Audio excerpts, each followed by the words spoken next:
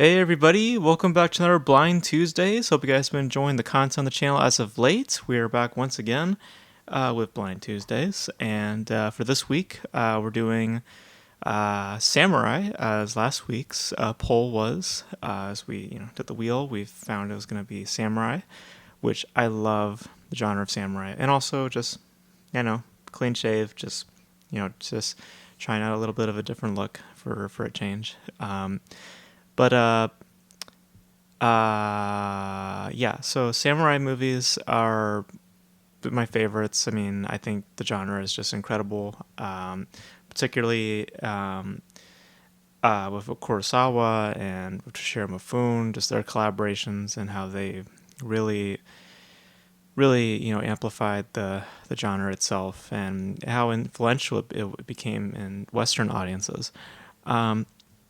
And this film's an interesting case. That film being Musashi Miyamoto, which was co-written and directed by Hiroshi Inagati.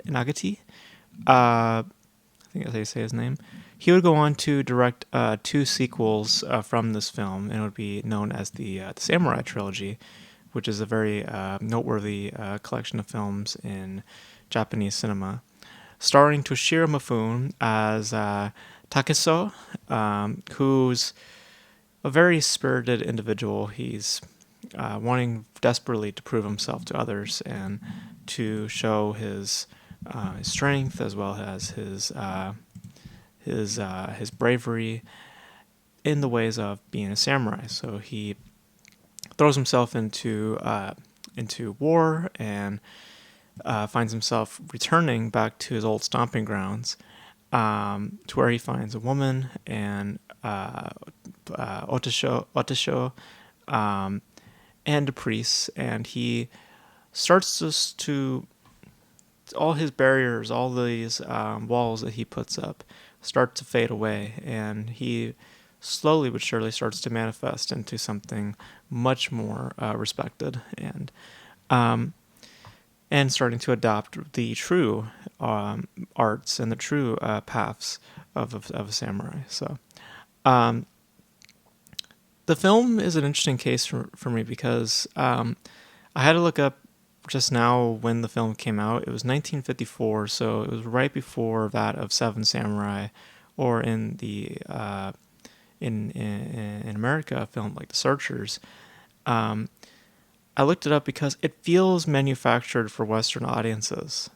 Like, it feels like it's seriously adapting Western sensibilities and not that of its foreign roots.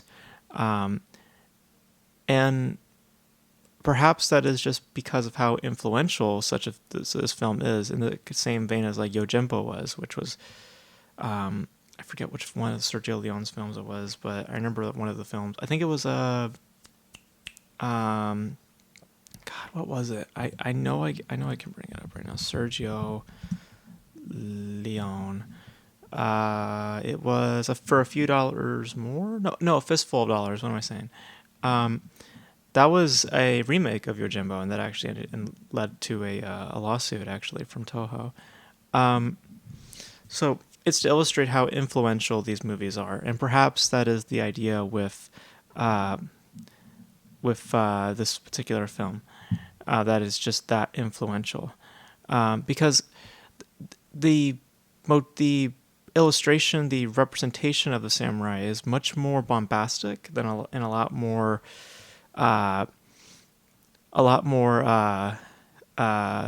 spirited than I would imagine. With samurai pictures, because the tradition with such foreign, at least in the natural, the real, representations, it's usually fairly silent and building the tension. And then with the Western sensibilities, there is more like loads of music, lots of melodrama being played, which is what's happening here.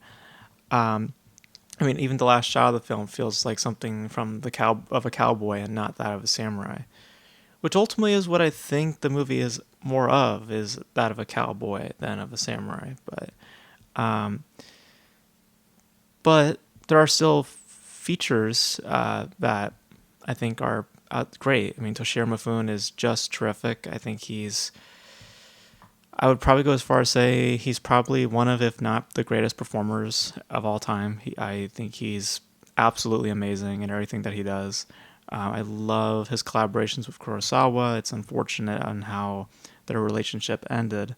It was kind of a falling out of sorts after fuck, I forgot the name of the movie. Sorry. I have to eat, so I'm a little bit lightheaded, but I know the film I'm thinking of. But Redbeard. Yes, Redbeard. I just got it. Yeah. So after that, it got their relationship kind of soured, um, but it maintains, I would say, a fair level of interest. It's pretty wrapped in a simplistic structure. It's pretty standard as to where things are going, but there are little seeds that are planted at the beginning that kind of give it a little bit more weight and a little more of an involving like atmosphere, and it does hinder a lot on that sensibilities of the West more than of its foreign roots, even if it more or less is just that so influential.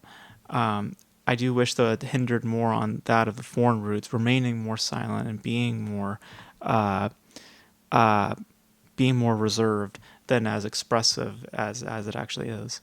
Um, but I love the practicality of it. I love just the performances in general are great. The themes are interesting as in terms of how they explore them. This search for acceptance, this validation, this ability to to become submissive, and the rewards, the stuff that comes from that.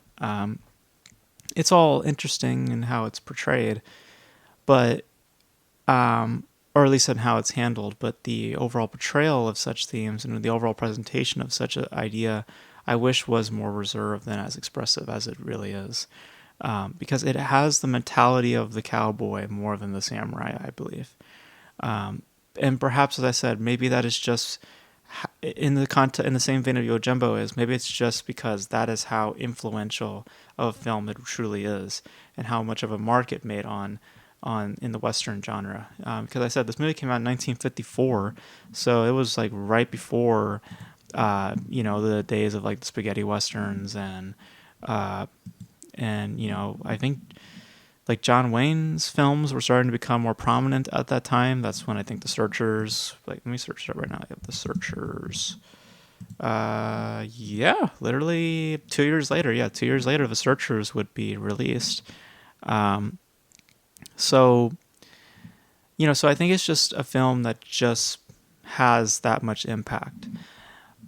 But I wish that, like Yojimbo, I think what I love about Yojimbo more is that balance between being, having that sense, but being more in the vein of its roots, which is to be reserved and have that expression when it's necessary. With this, it's very expressive, and I feel like at times, especially with how they utilize music, I just wish that more of a calm, more of a relaxing atmosphere would amplify and really give more resonance.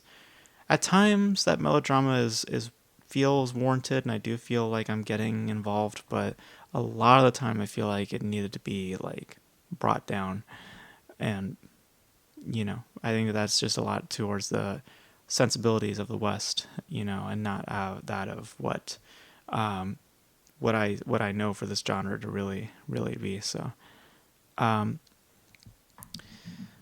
and correct me if I'm wrong, but is this before Toshiro Mifune's collaborations with Kurosawa? Because this is 1954. I don't think so. I think he's done films prior with Kurosawa, because Toshiro Mifune was very, he wanted to like get out there. He wanted his face out there. So, um, and that was led to the fallout between him and Kurosawa.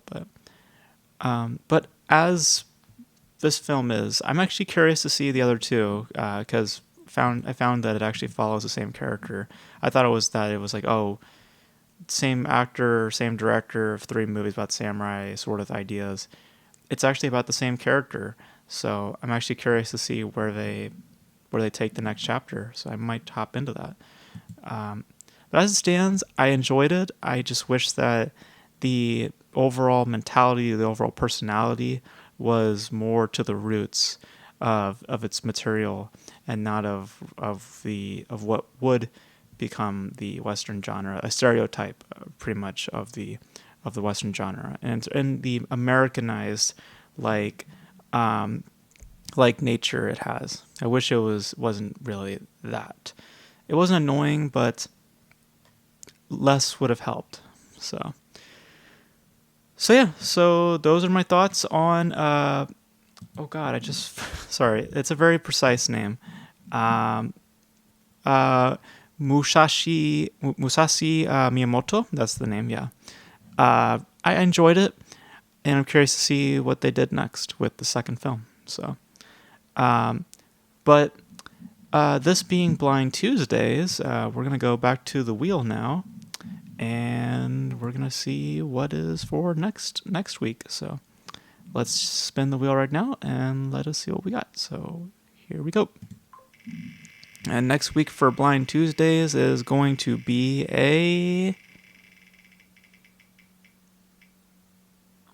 okay.